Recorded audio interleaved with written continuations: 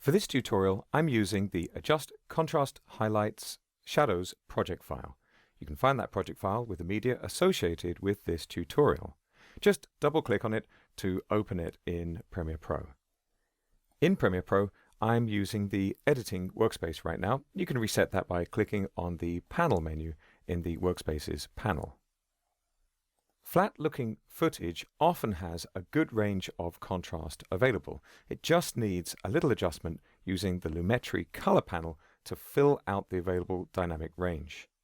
I have a shot here, for example, which is very interesting. We've got a lot of texture in the background, but it's definitely a little flat. And that's because it was shot in S-Log2. I'm going to switch to the color workspace, and this workspace includes both the Lumetri color panel and the Lumetri Scopes panel. Both panels are available under the Window menu, but by default, the Lumetri Scopes panel shares a frame with the source monitor.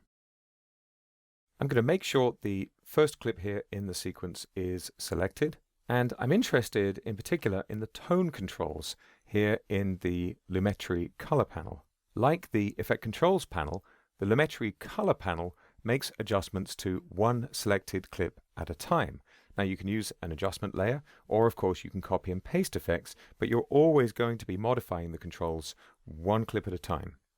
In the Lumetri Scopes panel, right now I've got the YC No Chroma waveform displayed.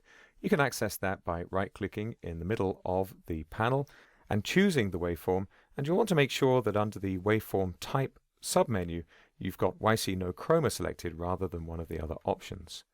What's useful about the YC No Chroma waveform is that it just shows you luma. There's no indication of color information here, so it's a little bit easier to see what's going on with the brightness in the image. Even if you're not familiar with this waveform display, it can be helpful to see the results of adjustments you make with these tone controls. Just drag a control from one extreme to another and you'll see the waveform display update. Each green dot in the waveform represents a pixel in the image. And when a pixel is at the bottom, it's dark, and when it's at the top, it's bright.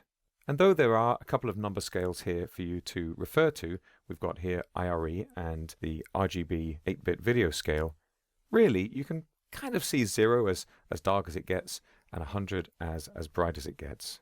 So here I'm going to take the exposure control and drag it right the way down, and now I'm going to take it to the right and take it all the way up. And you can see the result in the image and also in the waveform. You can reset any of these controls by double-clicking on them. Here I'm double-clicking on this exposure control and we're back to our default. You'll notice that with the exposure control, you'll generally get a more natural looking adjustment to the brightness of the image without going beyond these 0 to 100 IRE limits. I'm going to just brighten this up a little bit just to get those highlights up. You can see where the leaves have caught the light in the corner of the screen here. We don't want it to really burn out, but we want it to be nicely lit. And as the horizontal axis of the waveform display matches the horizontal axis of the image, you can see we've got these bright pixels appearing in the highlights of the image. And now let's try each of the other controls. I'm going to increase the contrast. And you can see that expands the waveform. It spreads it so I get even stronger highlights. But you'll notice these darker pixels are reaching further down as well. And already the image is looking more natural. Next up, I've got my highlights. And if I stretch this from one extreme to the other, you can see this is taking that middle high band and lifting it and dropping it. Again, I'm going to pull this up a little bit. The shadows is the reciprocal range of pixels in the darker areas of the picture. You can see it's pulling down that main band across the lower range of the waveform. Again, now the image is starting to come alive. The whites is the absolute highlights. You can see it stretching the whole image up there. And the blacks is the black level. You can see as I pull this down, the darkest pixels in the image are hitting that 0 line. Now we've got a good range of contrast in our image. Making adjustments to these controls really is a science and an art, and there is no absolute right and wrong other than the delivery requirements for your finished medium. That could be a broadcaster who specifies specific limits for the highlights and the shadows in the image. It's worth noting that these controls adjust the brightness of the image. They don't change the colors. However, we do have a saturation control here, and as I increase this or decrease this, you can see it does have a minor effect on the overall brightness. Let's pull this up a little bit.